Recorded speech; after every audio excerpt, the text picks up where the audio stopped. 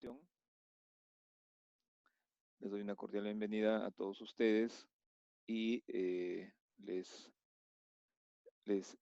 felicito pues que están conectados para que puedan desarrollar sus sesiones, ¿no? En este semestre de 2021 en la Universidad Privada Antonio Orrego. Soy docente egresado de UPAO, así que trabajar nuevamente en esta universidad significa para mí regresar a las aulas en donde estudié, ¿no? Esta vez de manera virtual. Voy a compartirles la proyección, ¿no? Ustedes han tenido acceso a la información y vamos a ir conversando sobre algunas de las consideraciones que vamos a tener en el curso y en el momento que ustedes crean conveniente pueden ir haciendo alguna consulta. Entonces, vamos a compartir pantalla completa. Ahí me confirman si están observando la presentación, por favor. Sí, ingeniero. Sí, se ve. Okay. Y se ve, ingeniero. Listo. Bien, bueno, mi nombre ya lo conocen ustedes, Carlos Rodríguez. En el momento de la matrícula seguramente he tenido acceso al nombre de todos los docentes. Por mi parte, como les indicaba, la idea es que podamos desarrollar adecuadamente este semestre 2021 y que cada uno de nosotros nos interrelacionemos de tal manera que como docente pueda cumplir las labores de asesor, ¿no? En donde les voy mostrando algunas pautas, algunos caminos para ir generando conocimientos. Hay mucha información que actualmente la tienen dentro de un libro o también incluso dentro del Internet. Encontramos muchas veces videos, cursos que se han dictado.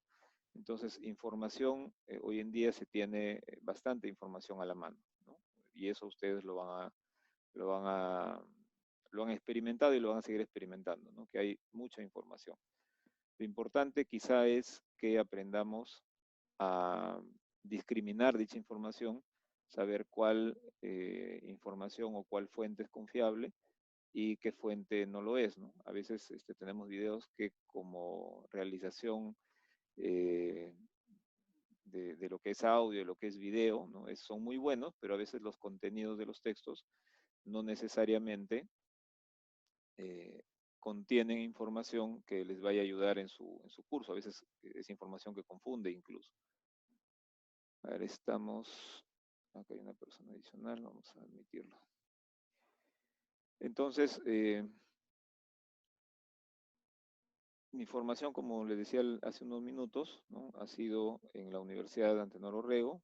Soy egresado en el año 95, salí de las aulas y luego realicé los estudios de la maestría en la Universidad Católica y me dedico básicamente al tema de consultoría en proyectos, además de los dictados de clases, ¿no? Clases en universidades, a veces en colegios de ingenieros o en alguna otra institución que me invite. Bueno, ¿qué es lo que queremos desarrollar en este curso? Tenemos un sílabo que es la guía, ¿no?, de todo curso y en el que queremos desarrollar competencias para que ustedes puedan diseñar algunos elementos de concreto reforzado. Unos ya los conocen, ya conocen a las vigas, a las columnas. Aquí básicamente en un primer momento desarrollamos diseños y cimentaciones, muros de contención, escaleras, ménsulas y losas armadas. Y posteriormente lo que es concreto preesforzado. Entonces, prácticamente la mitad del curso es relacionado con, un instante.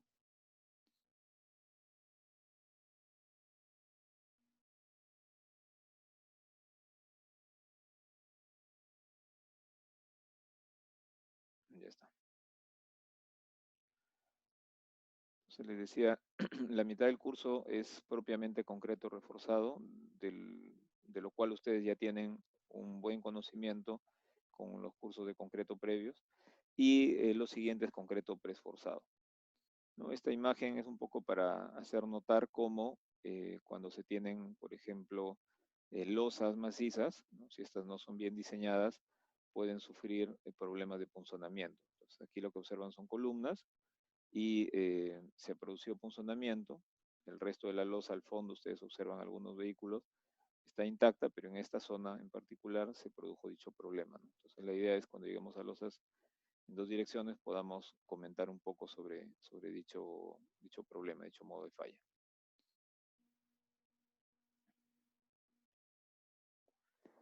La primera unidad, como les decía, está orientada principalmente a cimentaciones, a muros de contención, escaleras y ménsulas, ¿no? Todo ellos son elementos en concreto reforzado convencional. Y en la unidad 2, que es una unidad bastante amplia, losas en dos direcciones.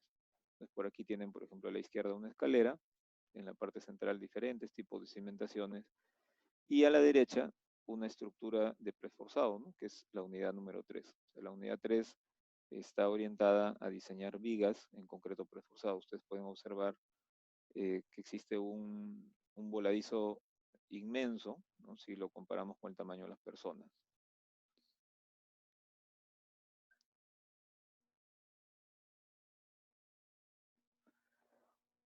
¿Cuáles serán las estrategias de este curso? Ustedes pueden ahí verificar que la primera, que es la que ya estamos realizando, exposiciones del docente.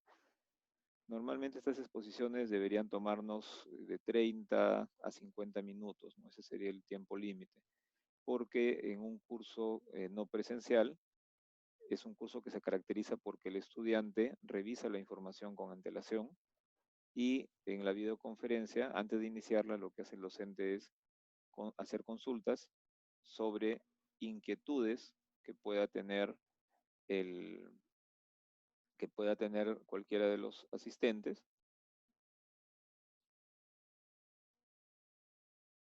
Entonces, al inicio el docente hace las preguntas, los estudiantes dicen, profesor, he leído tal zona, tal área, tal artículo de la norma o su documento en tal diapositiva, esto no me queda claro o no lo entiendo, y básicamente en base, en base a dicha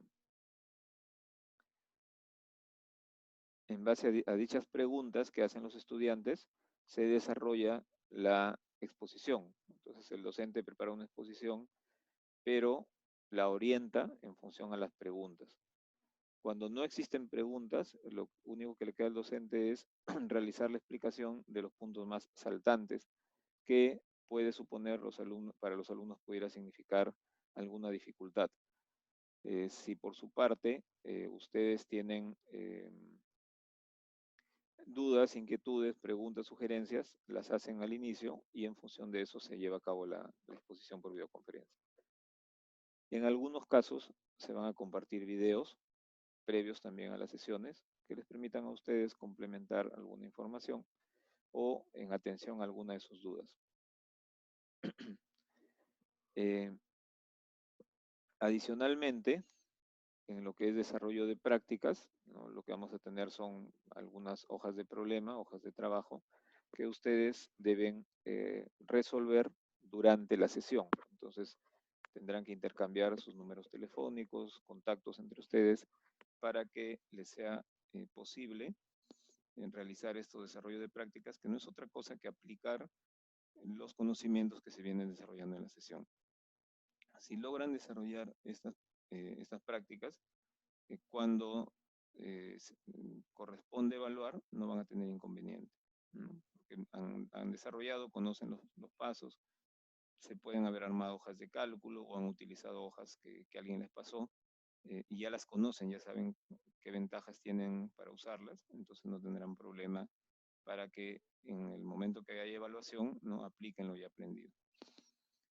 En otras sesiones como hoy, por ejemplo, ustedes van a buscar alguna información, ¿no? Les voy a decir en tal archivo que les alcanzo, en tal documento, busquen información y van a poder ingresar para buscar dicha información.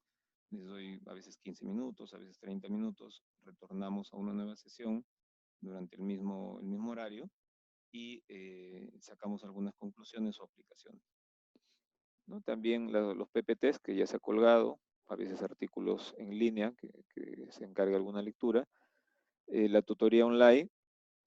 La universidad tiene por principio que durante todo el semestre, absolutamente, busquemos pues escuchar sus inquietudes y hacer lo que se denomina retroalimentación. Sin embargo, habrá momentos en donde algún estudiante en particular haya tenido algún inconveniente, entonces eh, la tutoría online además permite que 2 o 3 semanas durante todo el semestre dediquemos algunas horas de las sesiones programadas para esta tutoría, ¿no? Y en algún momento ustedes tendrán que hacer una videoconferencia con una exposición y a veces grabar algún pequeño video donde ustedes están participando en alguna de las tareas encargadas. Entonces quisiera saber si hasta ahí hay alguna inquietud hasta esta explicación.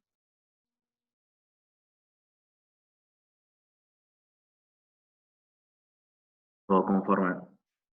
Por el momento no, ingeniero. Ok.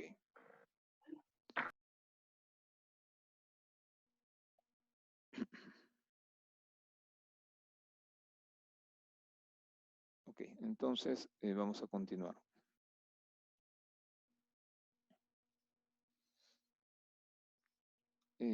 Ustedes tienen programado normalmente la primera y segunda práctica calificada o componentes, como se les llama aquí, para la semana 3 y 6. Si alguna tuviese algún error, algún comentario, me lo indican, por favor, y les... a ver, perdón, dice...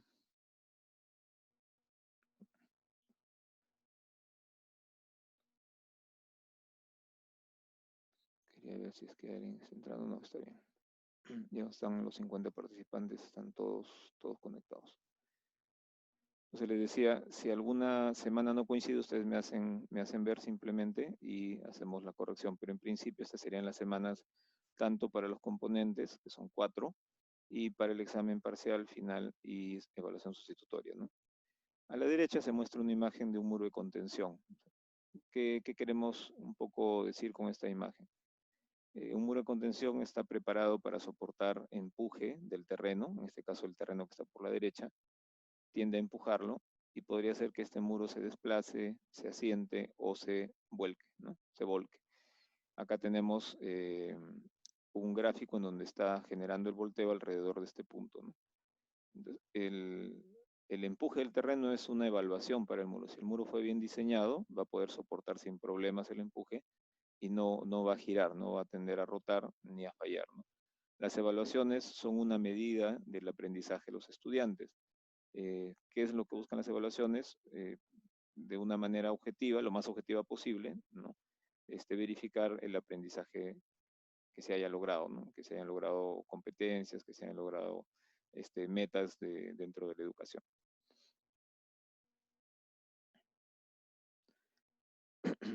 Esta imagen intenta representar lo que ustedes están estudiando, ¿no? De una manera gráfica.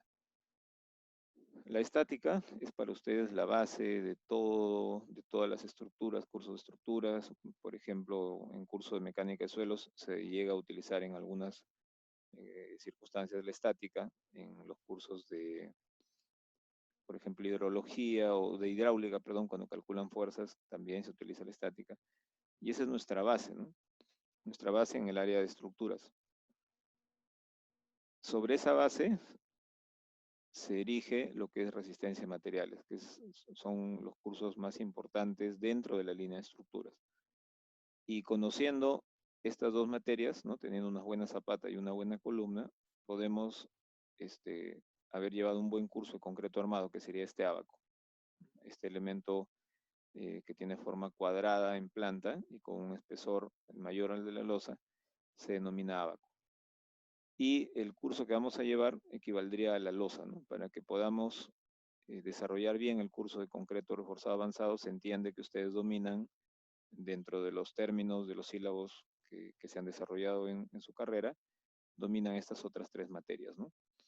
Y si algún tema cuando yo lo mencione, no lo han visto antes, no lo recuerdan o requieren alguna aclaración o que se amplíe, sin problema me lo indican para adecuar el horario de dictado de clase, perdón, en el tiempo de dictado de clase, adecuar el contenido, ¿no? De tal manera que se refuerce si es que en concreto armado algún punto no lo recordasen o no lo hubieran tocado. Entonces les voy a hacer algunas preguntas. Les voy a hacer algunas preguntas y esperaría la participación de ustedes. La idea siempre es que al momento de ingresar, ingresen utilizando su ID, su apellido y su nombre de la universidad para que sea fácil ubicarlos, ¿no? Si utilizan a veces nicks, no es fácil identificar quién está participando, ¿no? También las participaciones van a redundar en mejorar su calificación.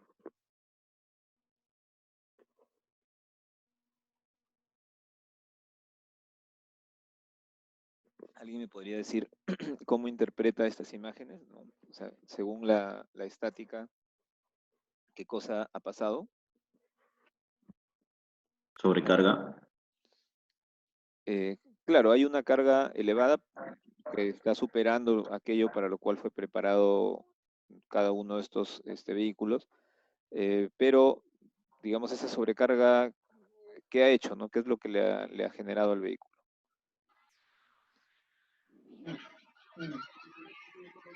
Momento de volteo. Ha generado un tipo de volteo, sí, ha generado un tipo de volteo, parece que salieron dos estudiantes en un ratito. Ya volvieron a ingresar.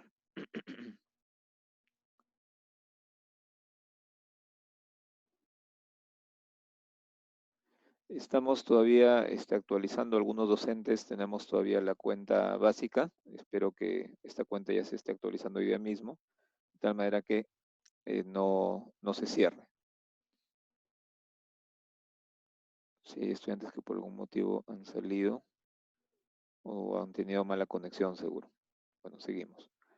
Entonces, ¿qué es lo que ha pasado aquí? Efectivamente, al tener una carga mayor a aquella carga para la cual fue diseñada esta estructura, ha sucedido algo, pero no es que se haya partido en dos los camiones, ¿no? No es que las llantas se hayan reventado, por ejemplo, en estos casos, ¿no? O sea, si bien es cierto, hay una carga alta, no ha sido suficiente, dicha carga, no ha sido suficiente para hacer que se rompan estos elementos, ¿no? No es lo que ha sucedido.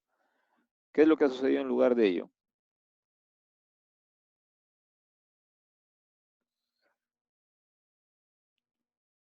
Es como que si las fuerzas o las cargas no estuviesen bien repartidas hacia el centro de gravedad. Correcto, a eso iba un poco la inquietud, ¿no? ¿Tu apellido? Calderón, Calderón, Calderón Pereda. Pereda. Ok, claro, yo podría haber sobrecargado este camión y el camión podía seguir estando de forma horizontal, ¿no? Con las cuatro llantas sobre el pavimento. Pero en este caso, lo que ha sucedido es que, por ejemplo, en el lado de la izquierda, ¿no? Aquí aparece una flecha de color amarillo, que es el peso del camión vacío. Por ahí está pasando el punto de aplicación de toda esa fuerza, de esa fuerza concentrada. La línea verde trata de mostrar el apoyo actual, ¿no? Es entre esta llanta y la llanta de la izquierda. Esta sería la base, aunque no toda está en contacto con el suelo, pero hay aquí una porción en contacto y aquí otra porción, esa sería la base. Y el peso de esta sobrecarga lo estamos representando con esta línea de color o esta flecha de color celeste. Entonces, si la resultante de ambas cae dentro de la base, no dentro de la base de color verde, pues por aquí está cayendo y por eso es que esta se ha convertido en la base, ¿no? Si la resultante de ambas hubiera caído más cerca a la flecha amarilla, pues la base sería las cuatro llantas iniciales, ¿no? La resultante entonces está cayendo dentro de esta base verde y eso ha hecho que se adopte esta posición, ¿no? En el caso de la derecha es algo similar, ¿no? La base original han sido los apoyos, las llantas, pero al haber caído este material, incluso parte de él sigue sirviendo de apoyo. Es una base que está más o menos ocupando la línea verde. Este sería el peso del camión vacío y este sería el peso del material que ha hecho que la resultante caiga dentro de esta base verde, ¿no? Ahí en la línea roja sería la resultante y por eso es que se separó del suelo, ¿no? En las estructuras hay que tener bastante capacidad de apreciar lo que sucede, ¿no? Desde cuestiones muy simples como esta presentada, hasta cuestiones como el concreto preforzado que se verá en la segunda parte del semestre, ¿no? Aquí, por ejemplo, la idea es que nosotros, digamos, ¿no? Tenemos una motocicleta y en total 9 personas. 9 personas que están transmitiendo cargas a esta motocicleta. Y lo hacen de una manera peculiar, buscando que siempre el centro de gravedad permita que la motocicleta siga vertical y siga en línea, ¿no? Siga en línea. Entonces, ¿qué esfuerzo estará transmitiendo en la base de estas llantas, ¿no? El pie de la bota de este señor no está chocando el suelo, está en el aire por si acaso. Entonces, las únicas regiones de contacto entre la motocicleta y las personas contra el pavimento son las huellas que deja las llantas. Pues imaginemos que las huellas son estos dos rectángulos amarillos que acabo de mostrar, estos dos recuadros amarillos, y que cada uno mide 150 milímetros de largo y 80 de ancho, ¿no? Son dos recuadros que aquí se observan en una vista, digamos, isométrica, tridimensional, y a la derecha en planta. Y supongan que cada persona pesa unos 75 kilos, ¿no? Que más o menos son 740 newtons. ¿Cuál es el esfuerzo que está transmitiéndose a esta área, ¿no? ¿Alguien que me pueda indicar, por favor, cuál es el esfuerzo que se transmite? También me da su apellido, por favor.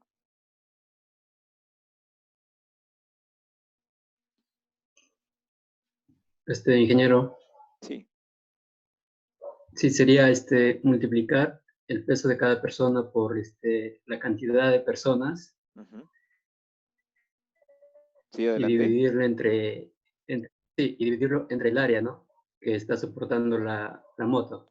Correcto, correcto. Sí, lo que les voy a pedir en las clases es que tengan siempre una calculadora a la mano o el Excel simplemente donde puedan ejecutar esa operación. Entonces vamos a hacerlo, ¿no? Tenemos es tu apellido, Castillo Briceño. Castillo Briceño. Ya tenemos entonces 9 personas por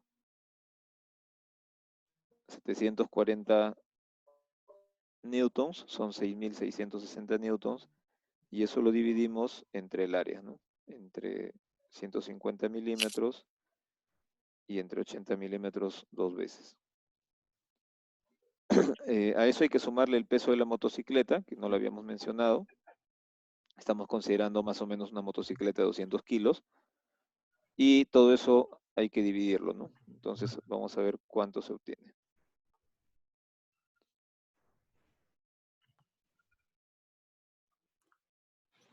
Deberían obtener 8.660 como peso y lo dividen entre el área.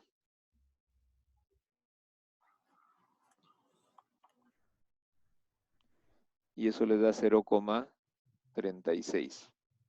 0,36. ¿Alguien me puede decir qué unidades resultan al dividir estos pesos en newtons entre las áreas en milímetros?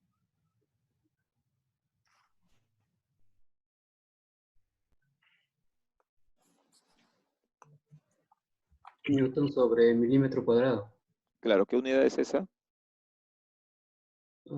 Pascal. Megapascales, ¿no? Entonces aquí la respuesta sería 0,36 megapascales, ¿no? Si ustedes tienen newton sobre milímetro cuadrado, tienen 0,36 megapascales. O sea, si quisiéramos presentarlo hay un decimal después, ¿no? Todavía hay un decimal, un 1. En kilopascales sería 361 kilopascales, ¿no? Eso sería el resultado del esfuerzo. Normalmente, como vamos a empezar a hablar de cimentaciones, hay que tener en mente algo, ¿no? ¿Alguien sabe cuánto resiste el suelo en Trujillo, más o menos? Ustedes han llevado el curso de suelos. ¿Con qué valores se suele trabajar para la resistencia del suelo? Capacidad portante.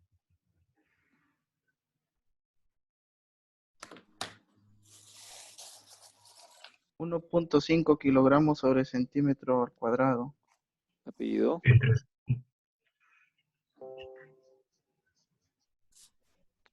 Apellido, por favor. Vázquez Tacía. Vázquez Tacilla. La mayoría de estudios de suelos, considerando zapatas, nos dan 1 kilo sobre centímetro cuadrado, ¿no? La mayoría de estudios de suelos. Y cuando ya logramos alguna profundidad mayor, por ejemplo, 1,80 m, 2 metros, podemos estar llegando a 1.3, 1.4. Y ya cuando los elementos de cimentación son un poco más amplios, se puede llegar a ese 1.5 que decía su compañero Vázquez Tacilla. Vamos a suponer que fuese 1 kilo, ¿no? 1 kilo, su equivalencia es aproximadamente 100 kilopascales. O sea, el dato que hemos escrito por acá, más o menos es como decir 3,6 kilogramos sobre centímetro cuadrado. Pues no es una equivalencia exacta, pero más o menos, ¿no? O sea, 361 kilopascales aproximadamente es 3,6 kilogramos sobre centímetro cuadrado. Tengo un problema con este pad. Ahí tendrían una aproximación en cuanto a unidades. Y es importante que nos acostumbremos a las unidades internacionales porque así es como está redactada nuestra norma, con newtons, con milímetros, y lo mismo es la manera en que está redactado el ACI, ¿no? El ACI para nuestra región, ¿no? Bien, veamos este caso.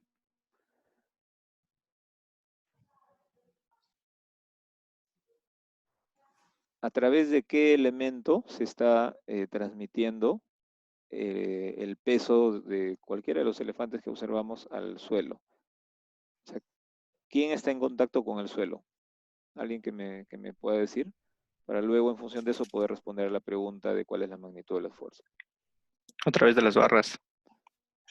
Existen barras verticales y también hay un anillo. ¿Quién está en contacto con el Diagonal, suelo? las diagonales y las verticales. Y el El anillo. anillo está en contacto. Claro, lo que está en contacto con el suelo es el anillo, ya sea en El la anillo. figura de la izquierda o la de la derecha, ¿no? Entonces, los elementos diagonales o los elementos apenas inclinados que parece una columna en el segundo gráfico, son los que transmiten la carga hacia El anillo. una base que es un anillo, ¿no? Este es un anillo. Entonces, lo que está en contacto con el suelo es el anillo. Eso sería nuestra cimentación, nuestra zapata. Pensemos que el elefante, incluido este taburete, pensemos que todo pesa 2.000 kilos. ¿Ya? Trabajemos así. Ya el peso del elefante y el taburete son 2.000 kilos. Y el anillo, vamos a suponer que es un anillo con estas dimensiones. A ver, para hacer ingresar a los compañeros.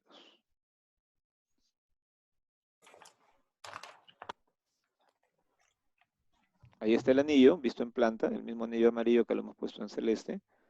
Y ahí están sus dimensiones en centímetros. ¿Me indican, por favor, cuál sería el esfuerzo que está transmitiendo este elefante al terreno a través del anillo? Y la expresión siempre es la misma, carga entre área.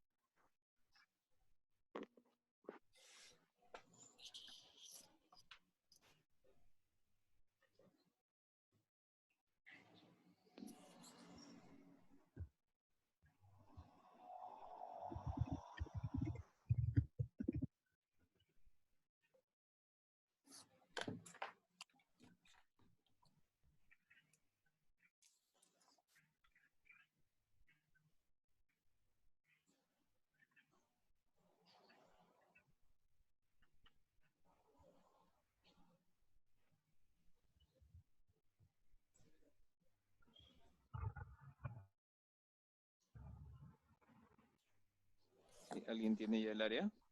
El área de contacto.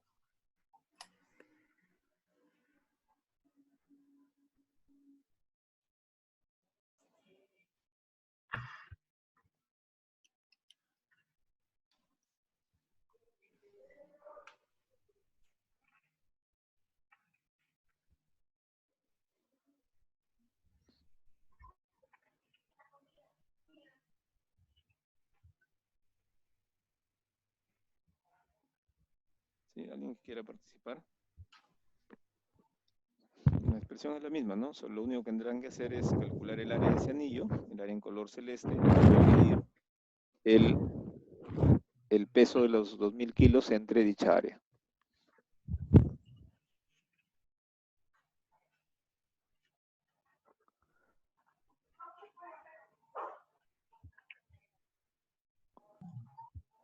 Ya usted- 0.26. ¿Perdón? 0.26. Un poquito más fuerte, no se llega a escuchar. 0.26. 0.26, ¿qué cosa es? ¿Ya el esfuerzo? Esfuerzo, ¿no? A ver, ¿alguien más que haya calculado? 1.64. 1.64. 64. ¿Alguien más, por favor? 1.06. Correcto, 1.06. 1.06. Así es, estamos calculando en kilogramos sobre centímetro cuadrado. Cuadrado. La respuesta correcta es 1.06 kilogramos sobre centímetro cuadrado.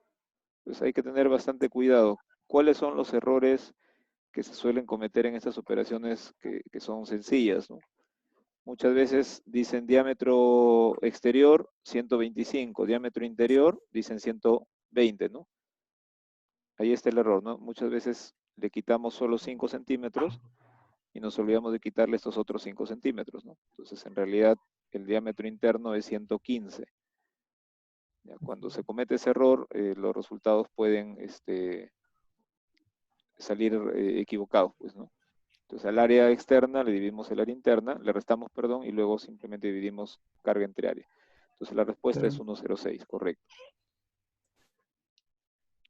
Entonces, vamos viendo esta imagen. En la imagen que ustedes observan, es una imagen del año 1987, ¿no? Del año 1987. En ese momento se celebraban 50 años de la construcción del Golden Gate, de este puente famoso en la Bahía de San Francisco. Y ustedes en la parte baja observan un gráfico. Ese gráfico les muestra cómo el perfil del puente era por donde está esta línea punteada que estoy colocando, ¿no? Recuerden que el tramo central es un tramo de 1280 metros, o sea, entre las dos torres, la longitud es de 1280 metros, más de 1 kilómetro, ¿no? Sin apoyos intermedios. Entonces, cuando toda esta cantidad de personas subió al puente, 300.000 personas, este puente se deflectó, como se deflectan nuestras vigas o nuestros puentes, pero la cantidad fue de 2 metros 10. O sea, 7 pies, esto es más o menos 2 metros 10 de deflexión. Y al puente no le pasó nada desde el punto de vista estructural, desde el punto de vista de fallas, pudo trabajar con una deflexión de 2 metros 10. Entonces viene una pregunta adicional.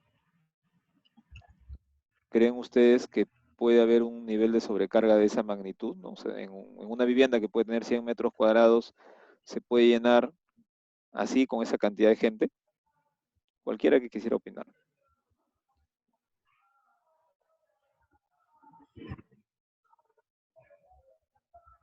¿Puede repetir la pregunta, ingeniero? La pregunta es la siguiente. Si ustedes observan la fotografía en donde el puente es un puente que ha sido diseñado para que transiten vehículos, ¿no? Pero en este caso no hay vehículos sobre el puente. Lo que hay es una gran cantidad de personas y están apiñadas. Entonces, ese nivel de sobrecarga que se ha presentado no puede ser comparado con el de los vehículos. Los vehículos normalmente guardan distancia uno de otro. Hay vehículos que ocupan mucho espacio y están vacíos incluso. En cambio, este es un nivel de carga extraordinario, ¿no? Entonces, la pregunta es, ¿Ustedes creen que en alguna vivienda pudiésemos observar que ingrese todo el área de la vivienda esté cubierta de personas? O sea, ¿podrá suceder una sobrecarga de este tipo? Yo pienso, ingeniero, que por algo dan la cantidad de aforo de personas. No te entendí bien. ¿Piensas que por algo? Por algo dan la cantidad de aforo.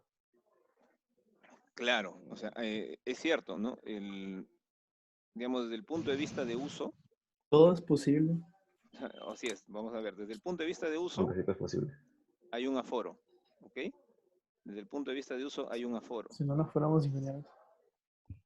Desde el punto Depende de del número vista... de pisos también. ¿Perdón? Pero para una casa no se diseña para un tipo de aforo. No, no es normalmente así diseñada. Ya.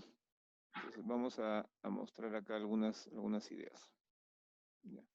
Decía, Una normalmente... edificación se usa de... Perdón, sí. Una edificación se le da el uso de acuerdo a la carga que va a soportar.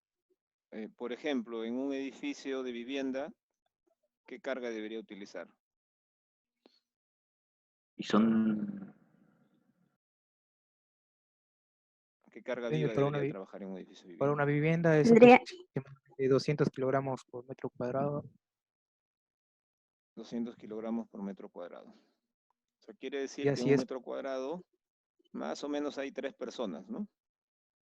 así es. Para hablar de 200 kilogramos por metro cuadrado, es que en un metro cuadrado tendríamos, pues, si esto es un metro por un metro por un metro, digamos por acá una persona, por aquí otra, y por aquí otra, ¿no? Con una cierta holgura, viendo en planta, ¿no?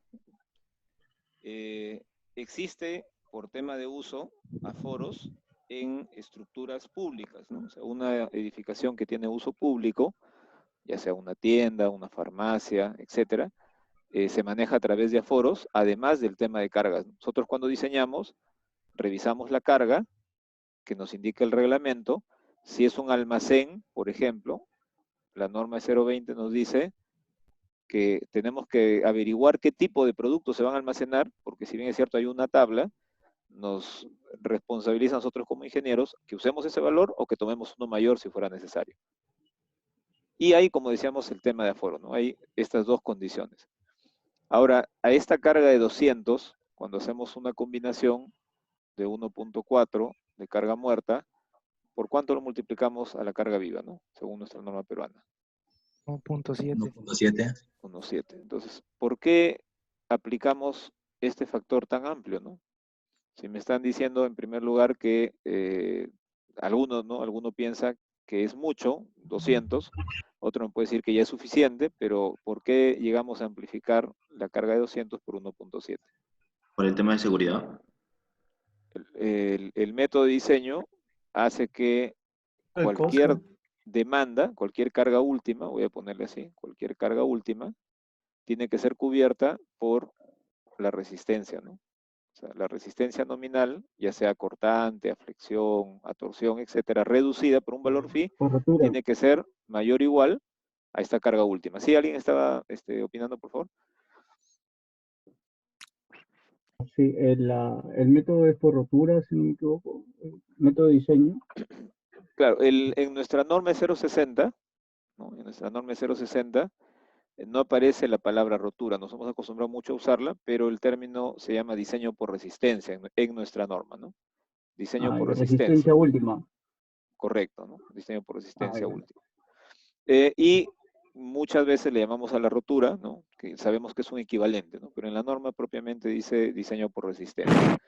Entonces, en este método de diseño buscamos que la resistencia nominal, es decir, aquella que obtengo de manera directa con una fórmula que ha sido deducida, ¿no? Que está también asociada a ensayos, etcétera, la tengo que reducir con un factor phi. Y a pesar de esa reducción, tiene que superar a la demanda, ¿no? Por aquí está, en el lado izquierdo, la capacidad de la estructura de una sección, de una viga, de una columna, y por la derecha está la demanda, ¿no? Que son lo que producen las fuerzas externas. Entonces, la filosofía de diseño nos dice reduce la capacidad, con eso te das un margen de seguridad, y otro margen de seguridad adicional te lo das con la amplificación de cargas, ¿no? Entonces la pregunta sería, ¿con cuánto estamos diseñando? Ya no estamos diseñando con 200, estamos diseñando con 200 por 1,7, con 340, ¿no? En este caso de la vivienda. Si multiplicamos, está 340, ¿no? 340, si tenemos personas más o menos de 70 kilos, ¿cuántas personas serían? Más o menos 5, ¿no? Entonces estamos diciendo que por aquí hay una persona más y otra más, ¿no? Si hablamos de ocupantes, y no, por ejemplo, de muebles, ¿no? Que también son parte de la carga viva. Ahí tienen la respuesta, ¿no? Por eso lo consideramos. En este caso, los señores van a ver un partido de Alianza Lima y la U en una canchita X. Y bueno, todos se subieron a la vivienda, ¿no? Esa vivienda no fue calculada por un ingeniero, no fue diseñada, incluso en las columnas se han subido, en los muros, y estas cargas extremas se presentan, ¿no? Se presentan. Yo mucho recuerdo en la universidad cuando había una actuación, por ejemplo, en el pabellón B o C, ahí en Lupao, había alguna actuación en el pabellón B o C, se hacía en el patio central del pabellón, perdón, en el pabellón C o D, ¿no? Tanto en el C como en el D. ¿Y qué hacíamos? Todos los estudiantes salíamos a los balcones, ¿no? De los 4 pisos. Imagínense la magnitud de carga que están observando en los balcones de la universidad. ¿Por qué? Porque la gente quería observar la actuación que se estaba dando. Entonces, sí es posible que se presenten cargas de esta naturaleza y que van a escapar justamente a la decisión del ingeniero, ¿no? El ingeniero civil que proyecta, el ingeniero que realiza todos los cálculos estructurales, no se puede poner en todos los casos, ¿no? Y para evitar ponerse en todos los casos, lo que hace es seguir las recomendaciones normativas, ¿no? Por un lado el 200 y por el otro lado el 1.7, que ya lo ponen en casos como el que estamos mostrando aquí. Ahora, es difícil pensar que toda la edificación se llena, pero aquí prácticamente sucede en todos los pisos, ¿no? Eso es algo más complicado, incluso cuando calculamos una zapata, llega una fuerza a través de una columna y voy a diseñar la zapata, normalmente hago reducción de carga viva. Mientras más pisos tiene, reduzco carga viva porque se considera poco probable que todos los pisos estén así de saturados. Pero ya están viendo que en algunas oportunidades puede suceder. Entonces, ahí viene lo que se denomina el criterio del ingeniero, ¿no? Aunque la norma no me diga algo particular sobre esto, si alguien me pide que le calcule una edificación y esta edificación está al lado del Estadio Unión, ¿no? Está al lado de un estadio o una cancha conocida, entonces yo le voy a preparar para más carga o algún factor adicional, o no voy a hacer reducción de cargas al llegar a zapatas porque sé que en algún momento la gente puede ocupar esa edificación en particular, ¿no? La pueden saturar, ¿no? de carga. ¿Alguna inquietud, alguna duda o un comentario adicional que quieran hacer?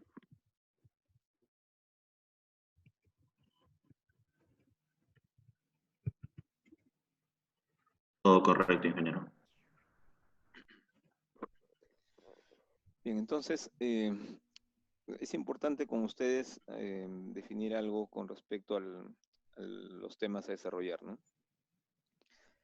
En el sílabo ustedes han podido observar que para el tema de zapatas, lo que son zapatas, lo que son muros de contención y lo que son brackets o ménsulas, para estos 3 temas, el sílabo nos indica 2 semanas en total, ¿no? 2 semanas. Es probable que si trabajamos estos temas en solo 2 semanas, en muchos puntos queden sin tratar. Entonces yo voy a iniciar con el tema de zapatas y según el ritmo que yo dedique a la explicación y ustedes a sus consultas, vamos a poder ir viendo más o menos al ir cerrando la sesión de hoy cómo va nuestro avance y podemos hacer algún ajuste, ¿no?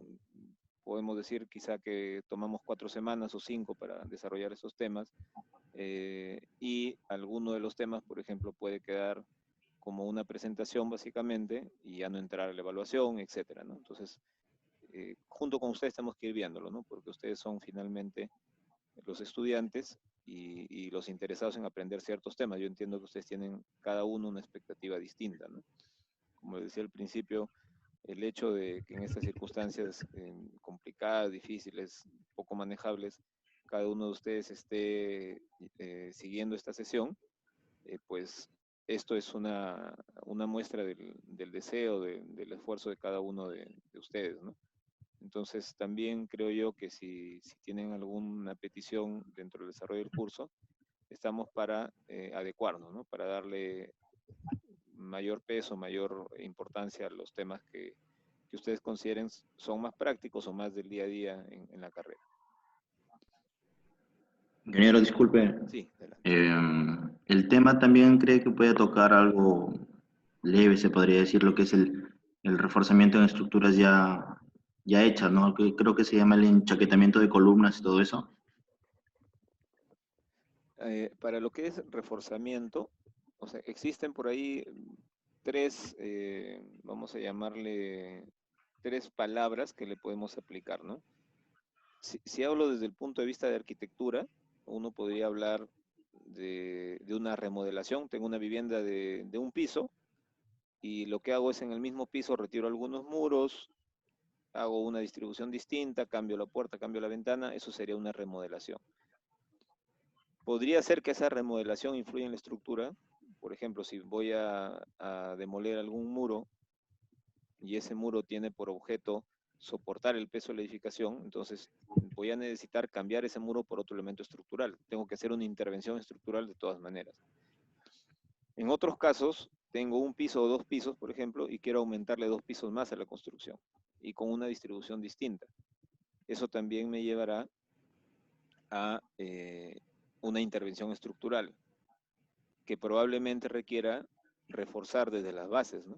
Reforzar a veces, incluir una zapata nueva o una cimentación existente que era un cimiento corrido, insertarle una zapata, a una columna que tiene alguna dimensión, ensancharla con un encamisetado o enchaquetado, como se le denomina. Puede significar, por ejemplo, que inserte columnas y zapatas totalmente nuevas, vigas totalmente nuevas, que perfore alguna losa o que la demuela un tablero completo. O sea, pueden haber muchas intervenciones, ¿no? Y vamos a suponer que simplemente tengo una estructura en la que no se va a hacer ninguna remodelación, absolutamente ninguna, pero digamos el propietario se ha dado cuenta que esa estructura no cumple con la norma. Entonces se da cuenta o alguien le hace ver, esta estructura no cumple con la norma, si viene un terremoto se va a caer o va a quedar muy dañada, tanto que te va a costar demolerla y tienes que eliminarla, ¿no? Entonces alguien toma la decisión y dice, voy a actualizar mi estructura, ¿no? Actualizarla, o sea, tengo que reforzarla seguramente, tengo que hacer una evaluación previa, pero la idea es que esta estructura que nadie la ha tocado, no ha venido ni un sismo, no la estoy remodelando, mi interés es ponerla al día con respecto a las normas estructurales vigentes. Y otra posibilidad sería que una estructura ya dañada, sea que cumpla o no con las normas, ya dañada, por una sobrecarga, por un sismo, pueda esta estructura ser reforzada, ¿no? O reparada, perdón, ¿no? Ha sido dañada, hay que repararla.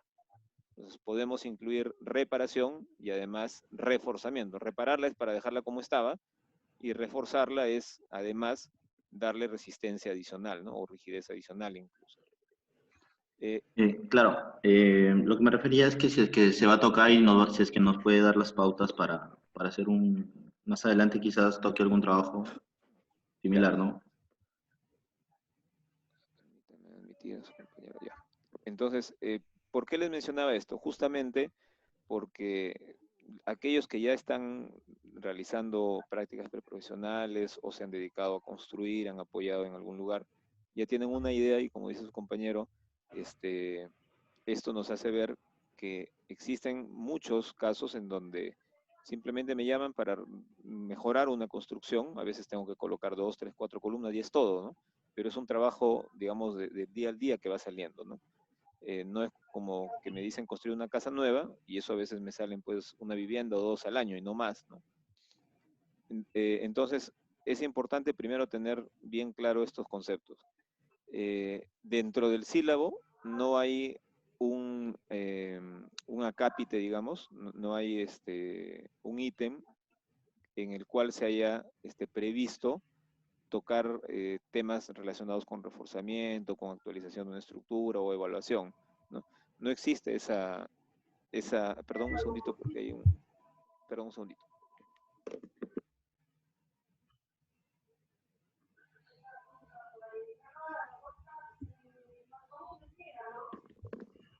Entonces, en el sílabo no aparece específicamente.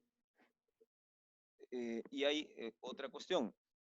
Dentro de lo que piden los organismos de acreditación y la licenciatura, tenemos algunas exigencias, ¿no? La primera exigencia de licenciatura y acreditación es que se cumpla con todo el sílabo, ¿no? Por ejemplo, yo podría pensar que ménsulas o brackets no es muy importante y no tocarlo, ¿no? Tampoco se puede hacer eso porque cada uno de los temas corresponden a una malla que ha sido previamente formulada y formulada por la universidad y aprobada, ¿no? Entonces, ¿qué es lo que yo les puedo plantear? Lo que yo les puedo plantear es entregarles información sobre lo que es el tema de reforzamiento, el tema de actualización, entregarle algunos papers, algunos detalles estructurales que son típicos de uso, y en función de la lectura que ustedes hagan de ellos, generar, por ejemplo, en la semana 9, o en la 9, ¿no? Para pasar el parcial, en la semana 9 generar una pequeña reunión como esta, pero complementaria a las clases que hayamos desarrollado, ¿no? O sea, sin cortar los temas del sílabo, que los podemos redistribuir un poco, nos podemos adecuar, sí, pero no podemos sacar alguno de ellos, ¿no? Entonces, lo primero sería de mi parte acopiar la información suficiente para poder colgarla, lo puedo colgar en la semana 1, 2 o 3, les aviso, en una carpeta especial, y todos los interesados en este tema lo revisan, tienen unas 3, 4 semanas, y ya en la semana 9 podemos hacer así como un breve taller de esto, ¿no? ¿Hasta dónde llegaríamos en ese taller? Dependerá mucho de lo que ustedes hayan leído, ¿no? Y de lo que estemos desarrollando. Por ejemplo, ahorita vamos a ver zapatas, entonces los conocimientos que vamos a ir revisando van a ser útiles para poder entender y aplicar mejor estos criterios de reforzamiento. ¿Ok? Entendido. Bien, entonces en eso les pediría simplemente que la siguiente semana me hagan el recuerdo, si, digamos, antes de la semana, ¿no? Básicamente el sábado o domingo me mandan un mensaje por el aula virtual haciéndome recordar si todavía ese momento no colgó la información, y ya la próxima semana, el lunes, deben tener dicha información, entre lunes y martes, ¿no? Bien, en el sílabo, cuando hablamos de cimentaciones, la terminología es genérica, dice cimentaciones de concreto reforzado. No especifica más, ¿no? Al interno indica consideraciones normativas, esfuerzos, pero tenemos que empezar diseñando las zapatas aisladas, ¿no? Denominadas zapatas aisladas. Entonces vamos a repasar algunos conceptos que ustedes probablemente conozcan por algún otro curso, quizá estructuras y cargas, resistencia de materiales o mecánica de suelos, y si algún tema no está claro, si menciono un concepto que para ustedes podría tener doble o triple significado, inmediatamente me hacen la pregunta. Bien, la norma de suelos vigente nos indica que si este es el nivel de terreno y construyo una cimentación, esta profundidad le llama D sub F, y al ancho de la cimentación, la menor dimensión, le llama B. Entonces una cimentación superficial debe cumplir con este límite, que el D sub F entre B tiene que ser menor o igual a 5.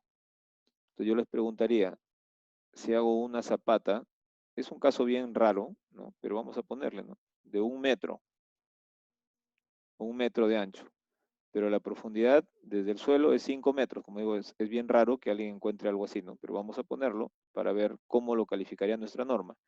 Se calificaría como una cimentación superficial. Si dijésemos 5 entre 1 me da 5. Como es igual a 5, califica como superficial.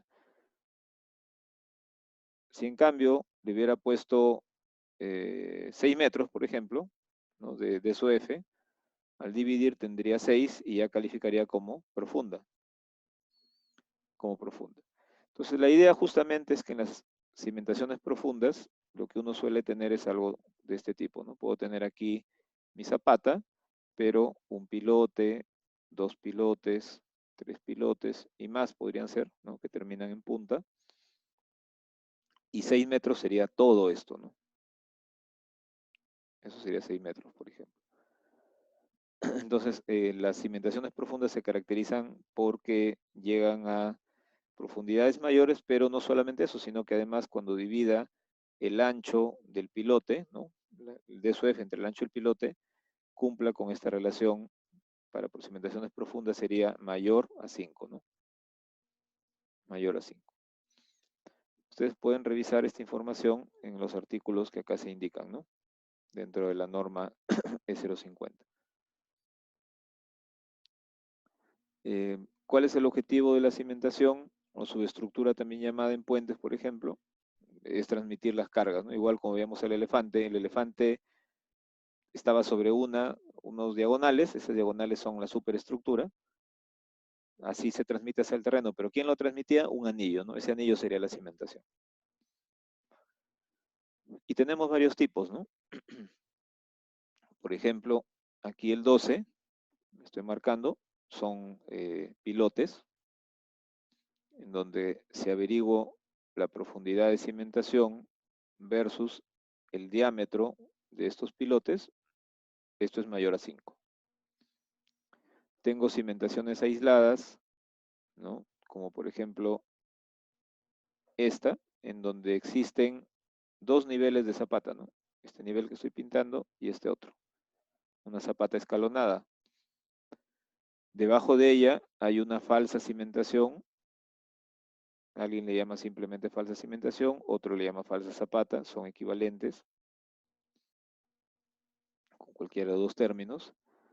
El 17 es un pedestal, ¿no? Es como una pequeña porción de columna más ancha. Este es un pedestal. Y podemos tener zapatas como las que están conectadas por este elemento 15, ¿no? Una zapata conectada. O podemos tener zapatas combinadas, ¿no? Como por ejemplo la 20, ¿no? La 20, 2 columnas llegan a una sola zapata, es una zapata combinada y además tiene un peralte variable, ¿no? El elemento 20, la zapata 20 en corte se vería más o menos así. Y por acá se vería la columna hacia arriba, ¿no? O sea, su peralte por el lado de la columna es mayor y en la zona del voladizo es mucho menor. Y existen algunos elementos, como por ejemplo el 5, el 6 y 7, que son estructuras para lo que se denomina, a veces vamos a escuchar esto, ¿no? Recalzado. No es propiamente una calzadura esto, ¿no? ¿En qué consiste? No sé si ustedes han podido ver algún proyecto de esta naturaleza, se presentan pocas veces, no son tan comunes, pero por ejemplo ustedes pueden tener un edificio de 4 pisos, sin sótano, y viene el propietario y les dice, ¿sabes qué? Aquí está mi nivel 0, aquí está el nivel 00, esta es la horizontal, y de acá hacia arriba tengo 4 pisos y alguien viene y les pide, necesito que me hagas un sótano debajo de mi edificio. Entonces, cuando les piden hacer un sótano debajo de un edificio, tienen que hacer recalzado, o sea, tienen que excavar, apuntalar todo, generar nueva cimentación, muros adicionales, y pueden hacer un sótano. Son proyectos que se han hecho a nivel mundial y se han hecho aquí en Perú también. Entonces, es factible hacerlo. Es muy complicado para quien todavía no tiene experiencia, no tiene todo el conocimiento, puede venir esto en una falla si no lo sabe manejar, sí, pero es factible hacerlo. Entonces muchas veces se van a hacer estos calzados con puntales metálicos o puntales de madera o de tubo acero, ¿no? Tienen una cimentación como la 8, una cimentación como la 8, que es una cimentación corrida para un muro de ladrillo, por ejemplo. Y tienen un sistema como el 1, ¿no? Como el 1, que son muros anclados. En los sótanos tenemos dos opciones de trabajar. Aquí tengo la construcción de un vecino. Digamos que tenemos 2 pisos. Y entre la línea punteada que estoy trazando es el terreno para un nuevo edificio. Entonces, lo normal es que si me toca construir,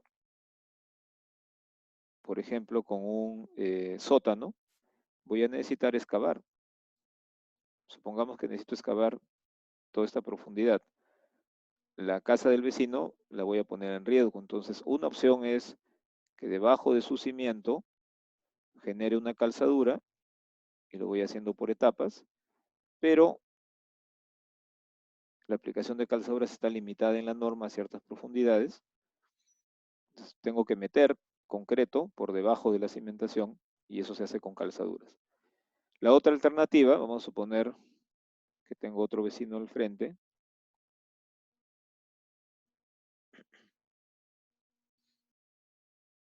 Aquí, supongamos que aquí hay otro vecino. Y la excavación también pone en riesgo su construcción. Entonces puedo optar, vamos a ponerle aquí a otro color, puedo optar por construir un muro de concreto, ya en mi terreno, ya no en su terreno, sino en el mío, pero ese muro de concreto está anclado al terreno del vecino. Sigo construyendo la parte inferior. Eso se puede hacer en 2 etapas, 3, 4, depende de la profundidad, y también queda anclado. Entonces, este muro anclado recibe su cimentación al final, ¿no? Recién al final recibe su cimentación. Lo que estoy haciendo es transfiriendo los empujes del terreno, los transfiero a estos bulbos que se han vaciado en concreto y en donde se han anclado cables metálicos, ¿no? Cables de acero. Entonces, ese es el sistema 1 que observan por aquí, que se denomina muros anclados. En alguna bibliografía lo encuentran como muro pantalla, pero el muro pantalla en realidad es otro sistema. Bien, y podríamos hablar así de muchos tipos de cimentación. Nosotros tenemos planificado ver inicialmente zapatas aisladas, pero por lo menos podríamos, si así lo definimos junto con ustedes, desarrollar también zapatas combinadas y conectadas, por lo menos llegar hasta ahí, ¿no? Una cimentación corrida, escalonada. En este caso tenemos un cerco, por ejemplo, y podemos estar colocando un cerco en una ladera y podemos sin problema hacer escalonamientos. En España, ¿no? El doctor Calavera es un autor famoso. Tienen los nombres, por ejemplo, estas zapatas le llaman zapatas medianeras. Ahí está, donde llegan 2 columnas, zapata combinada igual que nosotros.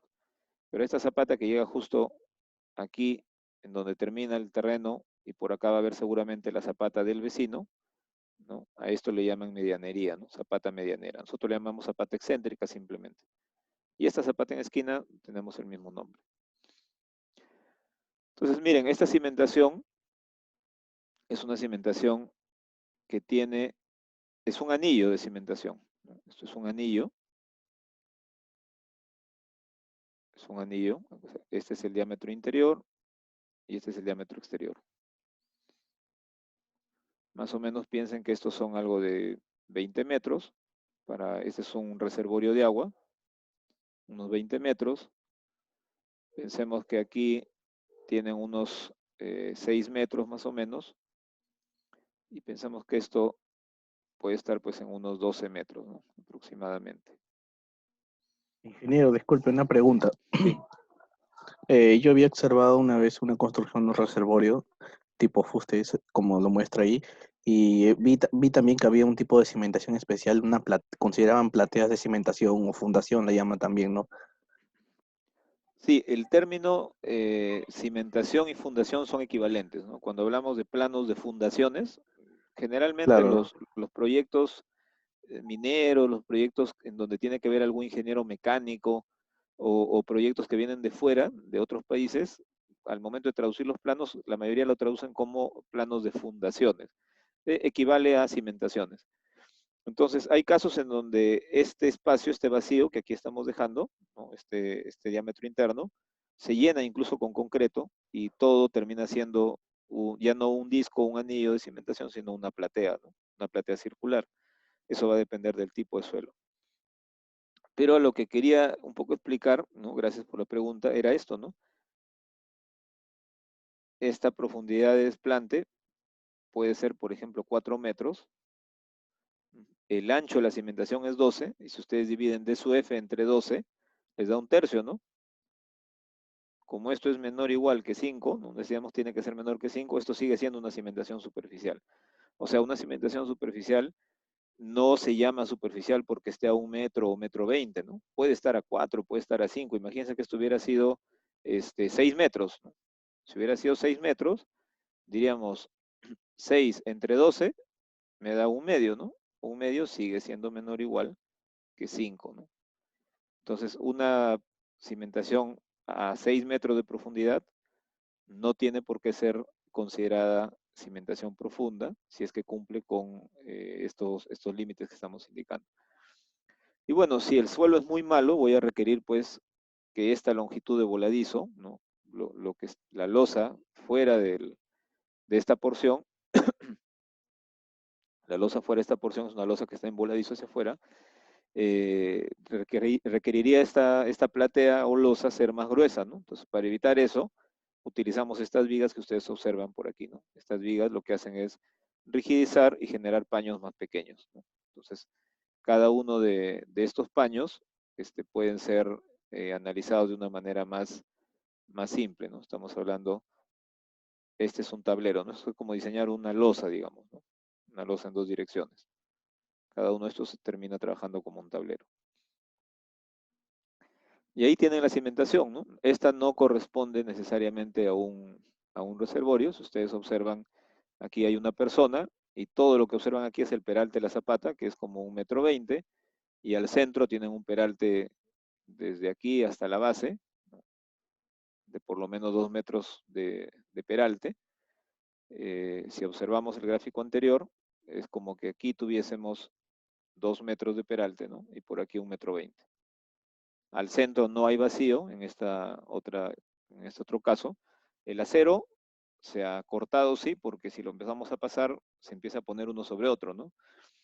Acá se coloca una malla distinta, pero finalmente la estructura es todo lo que ustedes ven aquí. No vayan a pensar que es un reservorio esto, de esos reservorios que por ejemplo hay en algún cerro y no es un reservorio apoyado, ¿no?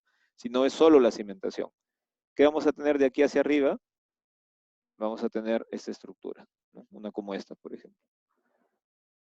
Una estructura para generar energía eólica, ¿no? Un generador de energía eólica.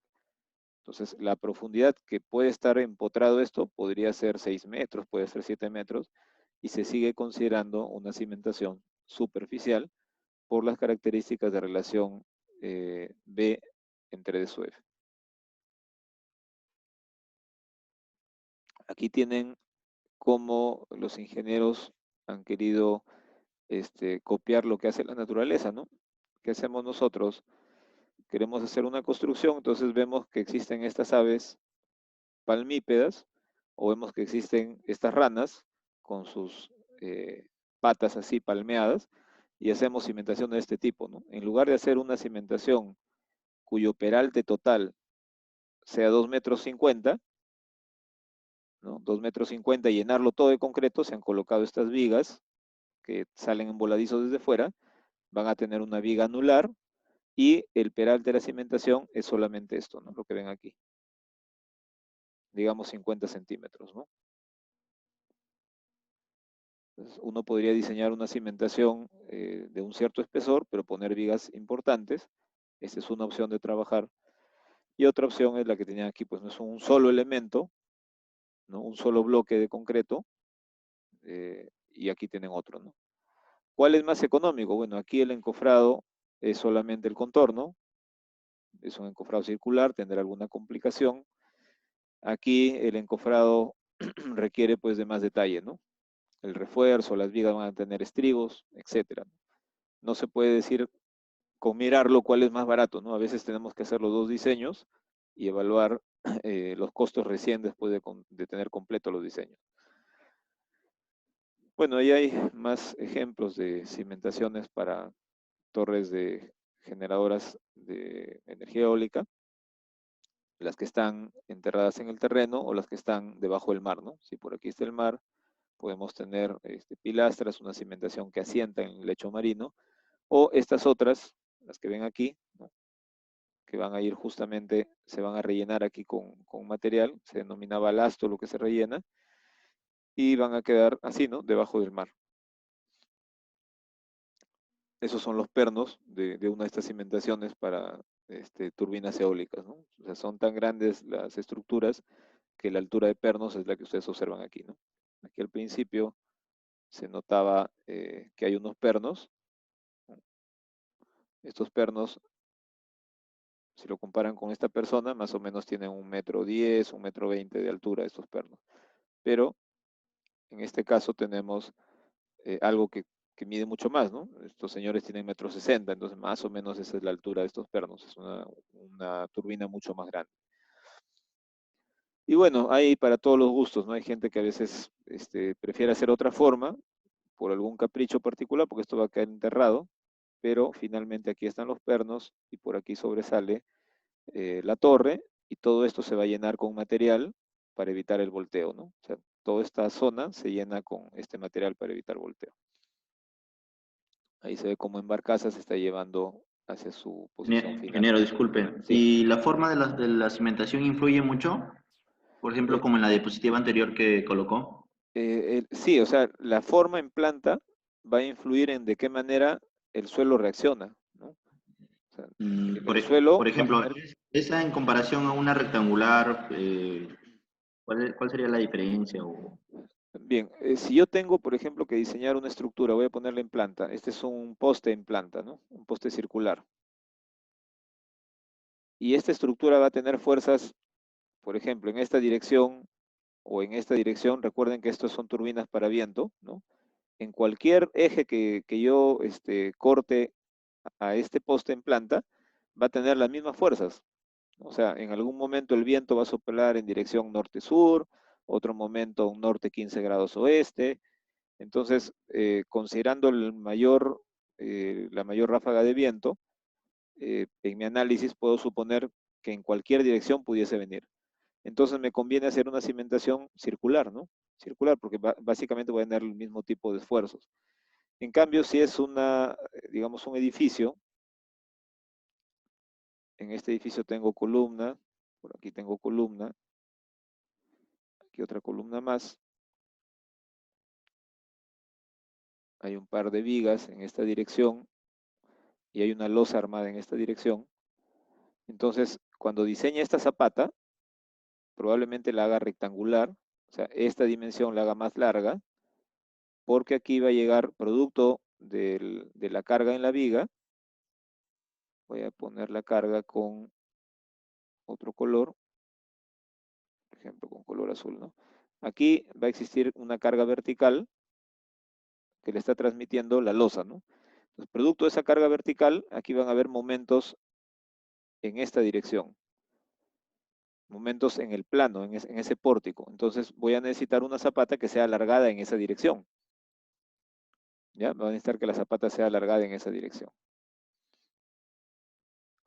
Esto ahorita como inicio, porque lo vamos a ir viendo con los números justamente, ¿no? Para que se vayan dando cuenta. O sea, la forma en estructuras que pueden tener las mismas fuerzas de cualquier lugar, en cualquier eje, deberían tender a ser circulares o algo que se le parezca. En este caso han decidido usar esta estrella, ¿no? Que no es exactamente un círculo, pero que se puede asemejar. Pues me puedo pasar por aquí una circunferencia y más o menos tiene un mismo radio, ¿no?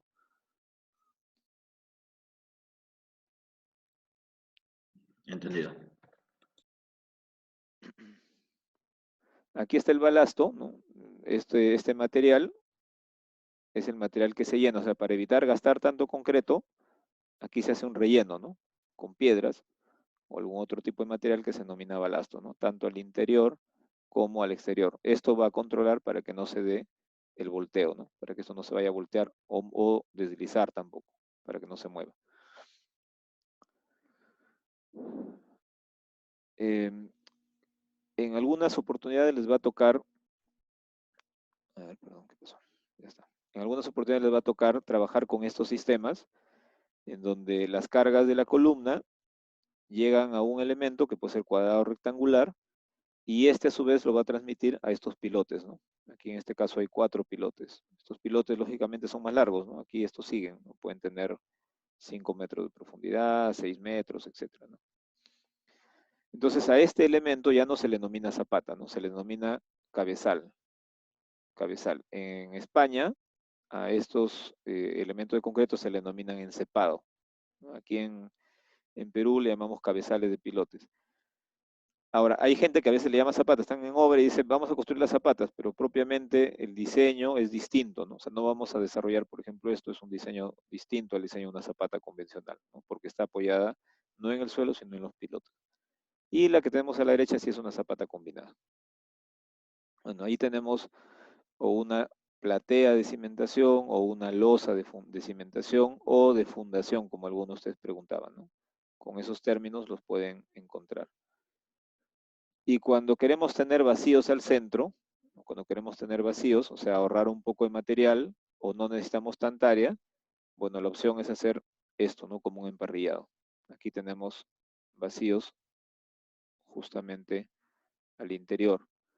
Pero ya la losa no puede ser de este espesor porque se deformaría demasiado, ¿no? Por eso es que aquí ven ustedes que el espesor se incrementa, ¿no? Tengo la losa más posibles vigas, ¿no?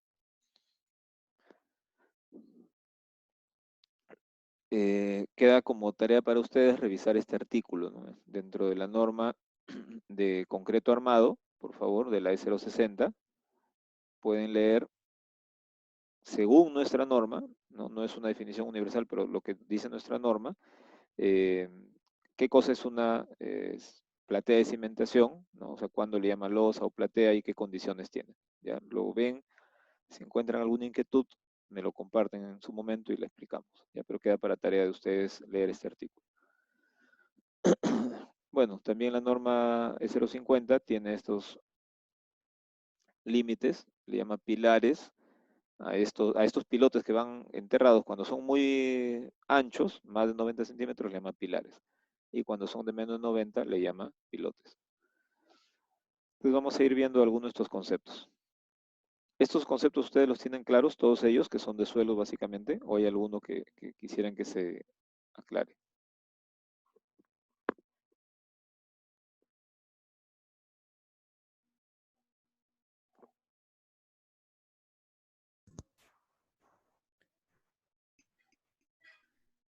Profundidad activa, ingeniero. Ya, profundidad activa, vamos a verlo. Aquí está un poco lo que hace un momentito me preguntaban, ¿no? Si yo observo que aquí tengo un momento mucho más grande, miren, este momento en rojo, lo voy a borrar para que lo vuelvan a observar. Así a escala.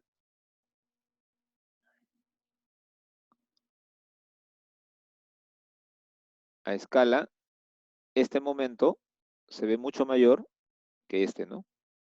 Entonces yo debería tener aquí mayor longitud y en el otro sentido menor longitud, porque finalmente la carga axial es única, ¿no? La carga que le llega de esta viga y de esta viga se suman, ¿no? Y es una sola carga axial la que le llega a la zapata.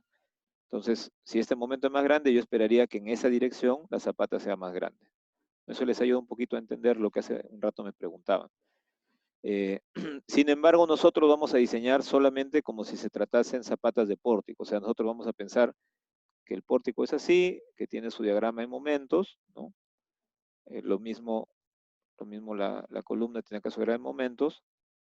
Y cuando diseñemos esta zapata, la vamos a diseñar con momentos solamente en este plano. No vamos a emplear los momentos transversales. Eso, vuelvo a repetir, es un tema de tiempo, ¿no? O sea, no podemos estudiar todos los casos porque tenemos bastantes temas que desarrollar dentro del sílabo. Aunque las fuerzas reales vienen en las dos direcciones, vamos a realizar análisis con fuerzas solo en una dirección.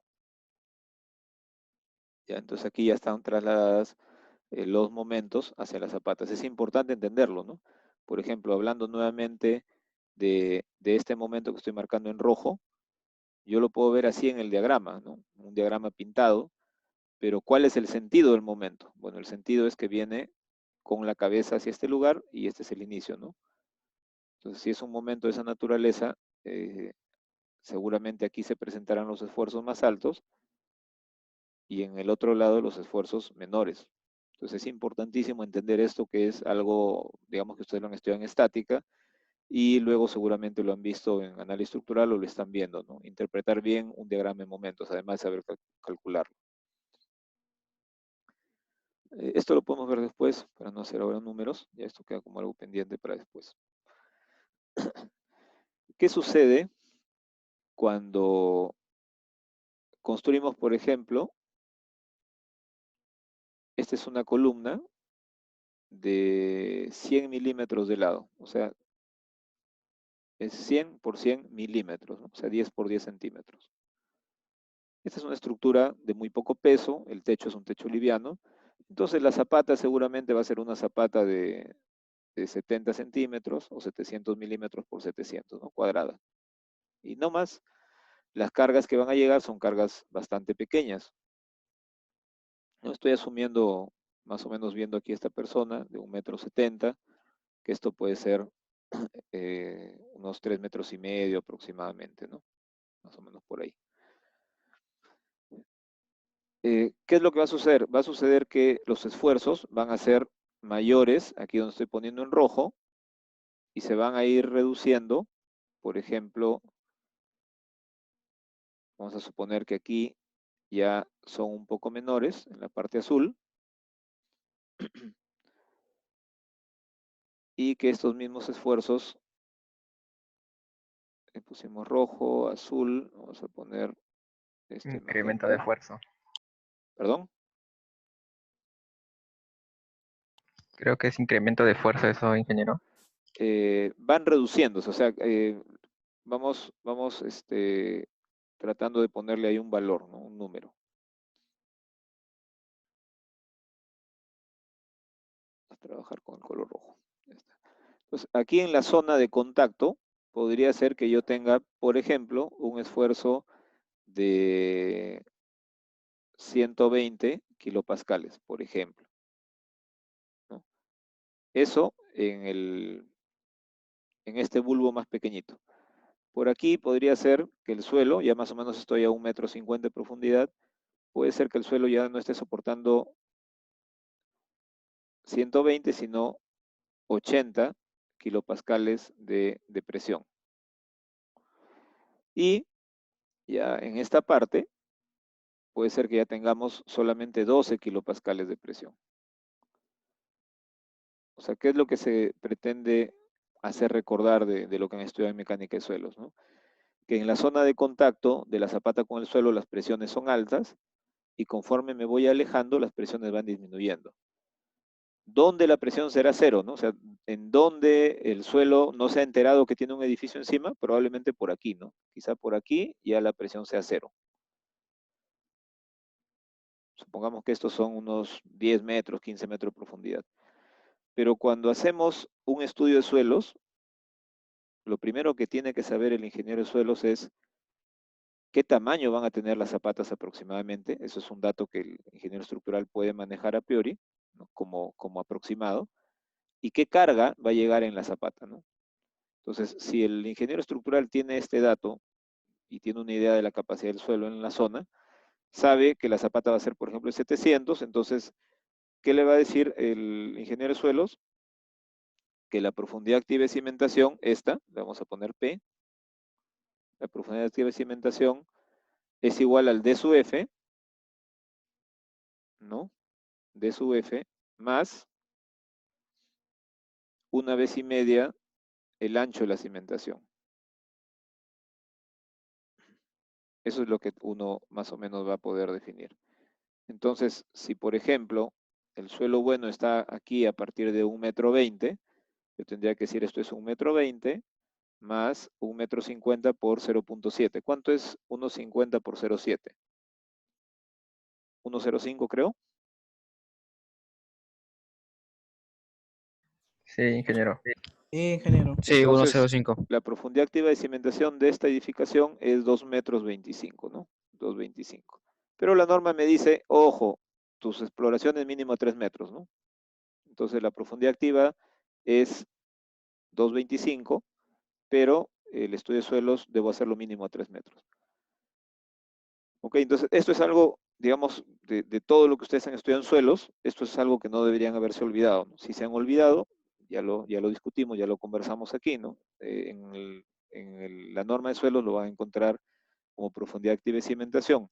Entonces, ¿cómo se le llama a estas superficies curvas? Le llamamos bulbo de presiones, ¿no? Bulbos de presiones. Y la teoría que se desarrolló al respecto es la teoría de Boussinesq. Entonces también pueden leer algo sobre Boussinesq si quieren un poco adentrarse más en este concepto. Entonces, resumiendo esta primera parte, la zona de contacto tiene presiones mayores y conforme me voy alejando hacia abajo, la presión va disminuyendo. Sería extremo que alguien dijese voy a hacer mi estudio de suelos hasta aquí abajo, ¿no? Hasta donde el esfuerzo ya no se siente. Basta con que uno llegue a esta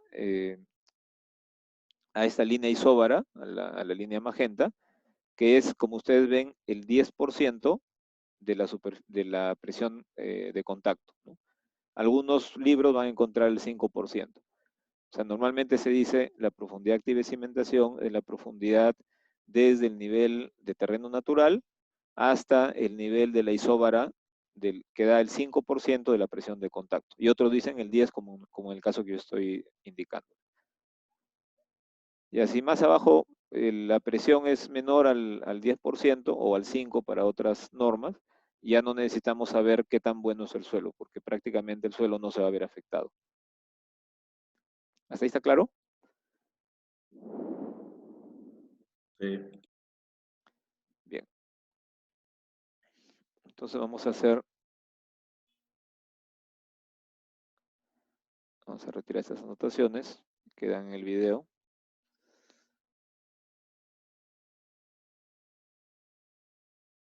Y vamos a ver qué sucede cuando ya tenemos una estructura que pesa más, ¿no? Y que requiere zapatas más grandes.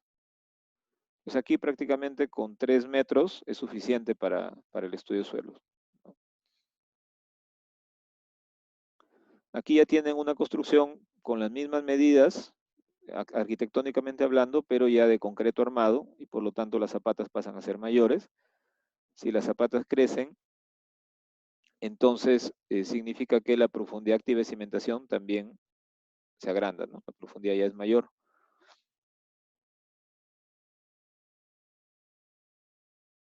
Ya es mayor la profundidad activa.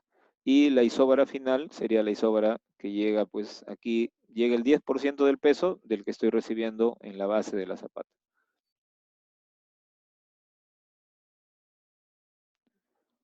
Si por ejemplo duplico la luz, se aumenta el tamaño de la zapata. Es una zapata que, suponiendo que la carga llegase justamente al centro, ¿no? Estamos aquí, en todos estos casos, estamos suponiendo que la carga llega centrada, ¿no? Si la carga llega excéntrica, hay otro cantar por ahí que ya discutiremos después. Entonces, ¿qué tendremos? Tendremos que también la profundidad activa de cimentación se sigue incrementando. ¿Cuánto sería? No olviden, el D sub F, este es el D sub F hasta aquí, la profundidad de desplante, más 1,5 veces, lo que sigue aquí es 1,5 veces el ancho de la zapata.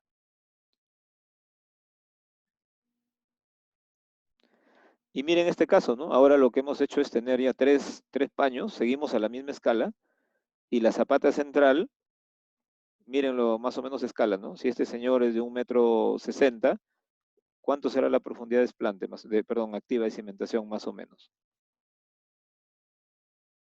¿No? Casi 2,5 veces. 4 metros más o menos. Entonces, dependiendo de la calidad del suelo, es probable que en algunos estudios yo requiera conocer qué le pasa a profundidades mayores, ¿no? O sea, para las zapatas extremas me bastaría haber llegado quizá a 3 metros, pero para esta central ya necesito 4 metros, ¿no? Y eso está bien claro en la norma de suelos. Ustedes les invito a que la lean, por favor. No es algo que a mí se me esté ocurriendo, esté inventando o una exageración, es lo que básicamente nos indica la norma. Bueno, veamos un caso complementario y abrimos preguntas de ustedes.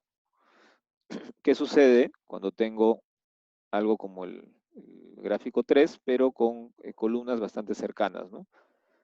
Puede ser que yo haga una sola zapata o no, aquí ven que son dos zapatas distintas, pero los bulbos de presión se superponen, ¿no? Entonces, si yo pensaba tener esta profundidad activa de cimentación, cuando la zapata está sola, cuando hay alguna muy cercana, la profundidad activa vuelve a crecer, ¿no? Eso es para tener en cuenta el efecto de dos zapatas cercanas. O sea, si yo tengo mi zapata y al costado ya existe la del vecino, lógicamente la profundidad activa va a agrandarse, va a crecer. ¿Hasta ahí alguna inquietud?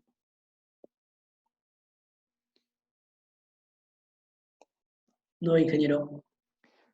Bien, entonces, por un instante,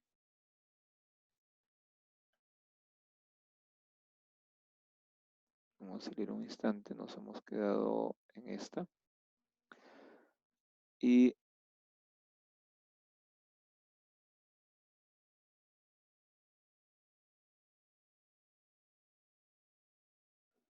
brevemente están solicitando pasar una fotografía de todos los participantes, todos los que puedan entrar aquí por lo menos. Entonces voy a activar el video para poder sacar esa fotografía, ¿ya?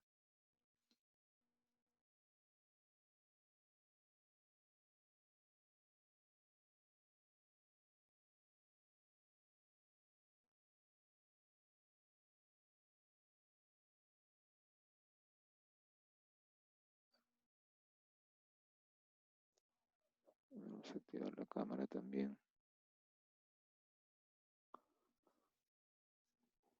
Los que puedan activar su cámara, por favor.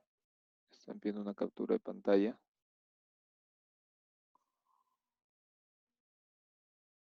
Ojalá que estemos la mayoría acá conectados. Bien, entonces ahí sonrían y hacemos la captura. Listo, gracias. Bien, entonces, miren, ¿cuál es la idea ahora? Deberíamos de darnos un breve descanso, ya, para que puedan estirarse un poco, alejarse de la pantalla, un instante, pero les quiero compartir rapidito esto para que sepan más o menos qué es lo que sigue.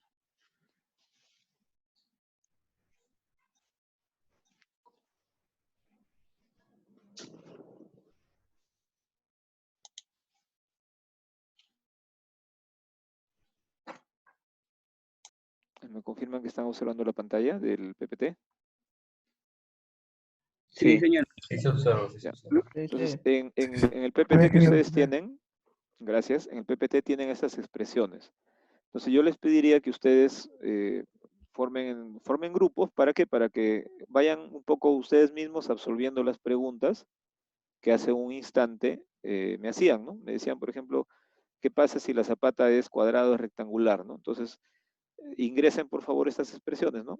Un valor de S, cualquiera, por ejemplo, 2 metros, un valor de T, 4 metros a un Excel, y calculen el esfuerzo.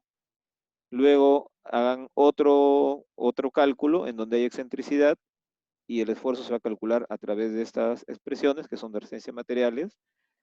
Tercero, cuando las presiones son triangulares. Y cuarto, cuando ya empieza a despegarse la zapata del suelo. Entonces son expresiones en donde ustedes lo único que tienen que ingresar es una longitud de zapata T, un ancho de zapata S, y una excentricidad, por ejemplo, ¿no? Y una carga, ¿no? Ustedes se pueden dar valores. Entonces quisiera que hagan eso en un Excel, por favor. Nos damos unos 15, 20 minutos máximo, en 20 minutos para que en ese lapso descansen y además haga un breve Excel.